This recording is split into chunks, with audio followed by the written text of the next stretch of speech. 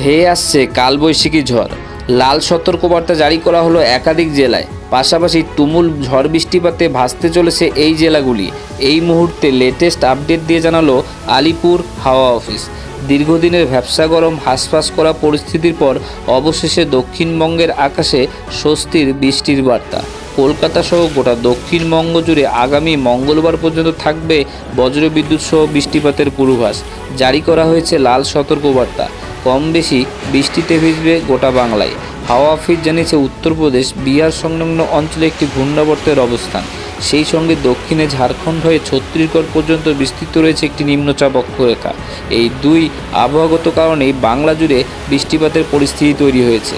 এই 7 জেলায় লাল সতর্কবার্তা, প্রবল ঝড় জলের আশঙ্কা। আবহাওয়া দপ্তরের তরফ থেকে তাই জারি করা হয়েছে লাল সতর্কবার্তা, যার মধ্যে রয়েছে পূর্ব বর্ধমান, পশ্চিম বর্ধমান, মুর্শিদাবাদ, নদিয়া, বীরভূম, পশ্চিম মেদিনীপুর, ঝাড়গ্রাম জেলা। এই জেলায় লোকজনকে সাবধানে থাকার পরামর্শ দেওয়া হয়েছে। বজ্রপাতের সময় খোলা জায়গা বা গাছের নিচে দাঁড়ানো থেকে বিরত থাকার নির্দেশ দেওয়া হয়েছে। শুক্রবার দক্ষিণবঙ্গের প্রায় সব জেলাতেই বৃষ্টিপাত হতে পারে। বেশি বৃষ্টিপাতের সম্ভাবনা থাকছে উত্তর 24 পরগনা, পূর্ব মেদিনীপুর, মুর্শিদাবাদ জেলায়। শনিবার মুর্শিদাবাদ, ঝাড়গ্রাম, বাঁকুড়া, পুরুলিয়া, পূর্ব পশ্চিম বর্ধমানে হালকা বিস্তর মাঝারি বৃষ্টিপাত। অন্যান্য জেলাগুলিতে বিক্ষিপ্ত মাত্রায় বৃষ্টিপাত চলবে। রবিবার 18 মে গোটা দক্ষিণবঙ্গ জুড়ে ঝড় বৃষ্টিপাতের সম্ভাবনা রয়েছে।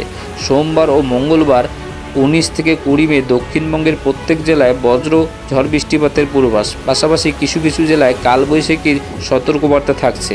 শুধু দক্ষিণবঙ্গ নয়, বৃষ্টির সম্ভাবনা রয়েছে উত্তরের একাধিক জেলা। আজ দিনাজপুর, মালদা জেলায় হালকা থেকে মাঝারি মাত্রায় বৃষ্টিপাতের পূর্বাভাস। আগামী 20 মে পর্যন্ত উত্তরে কিছু জেলায় ভারী বৃষ্টিপাতের পূর্বাভাস দিয়েছে আবহাওয়া দপ্তর। ইতিমধ্যে কিছু কিছু জেলায় তুমুল মাত্রায় বৃষ্টিপাত শুরু হয়েছে।